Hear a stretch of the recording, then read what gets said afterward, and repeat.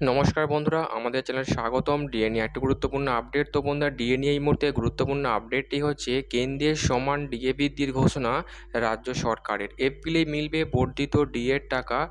তো বন্ধুরা, ডিএ সংক্রান্ত আপডেটটি নিয়ে আমরা স্টেপ বাই স্টেপ আলোচনা করব। তো অবশ্যই আপনারা ভিডিওটি স্কিপ না করে অবশ্যই পুরোটা দেখবেন। তো তার আগে বলে রাখি, যে সকল বন্ধুরা আমাদের চ্যানেলে নতুন, আমাদের চ্যানেলটি পাশে সাবস্ক্রাইব করার পর পাশের যে বেল আইকন সেটিও প্রেস করবেন। লেটেস্ট ভিডিও আপডেটগুলি সবার আগে পেয়ে যাবেন। দেখে নেব আজকে ডিএ সংক্রান্ত গুরুত্বপূর্ণ আপডেটটি।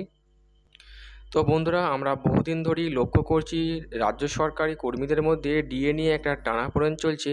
সেজন্য পশ্চিমবঙ্গের সরকারি কর্মীরা কেন্দ্রীয় হারে ডিএর দাবিতে শহীদ মিনার চত্বরে এখনও পর্যন্ত আন্দোলন চালিয়ে যাচ্ছেন দিনের পর দিন, কিন্তু কোনোরকম সুরাহা মিলছে না।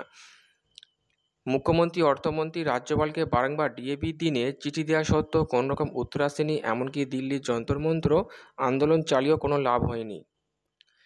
যেখানে আমরা দেখেছিলাম কলকাতা হাইকোর্টের তরফ থেকে রাজ্যকে বলা হয়েছিল সমস্ত সরকারি কর্মীদের বকেয়াটি মিটিয়ে দেওয়ার জন্য, কিন্তু সেই রায়কে অগ্রাহ্য করে সুপ্রিম কোর্টের দ্বারস্থ হয়ে রাজ্য, এবং যেখানে ডিএ মামলা দাখিল করে, এবং সেখানে যুক্তি দেখানো হয় যে রাজ্য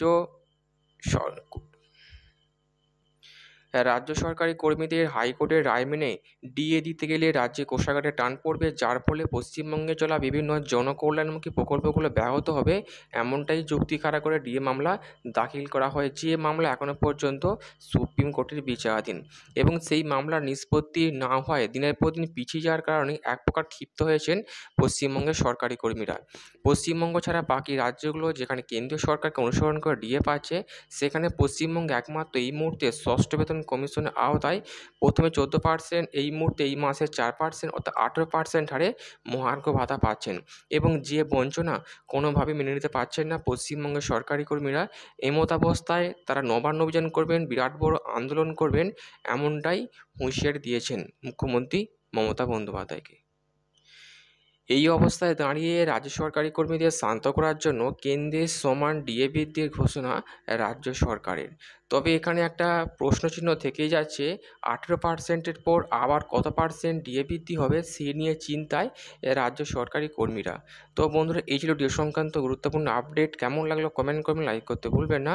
পরবর্তী আপডেট পাওয়ার জন্য আমাদের চ্যানেলটিকে সাবস্ক্রাইব করে রাখবেন। থ্যাংক ইউ বন্ধুরা ভিডিওটি দেখার জন্য।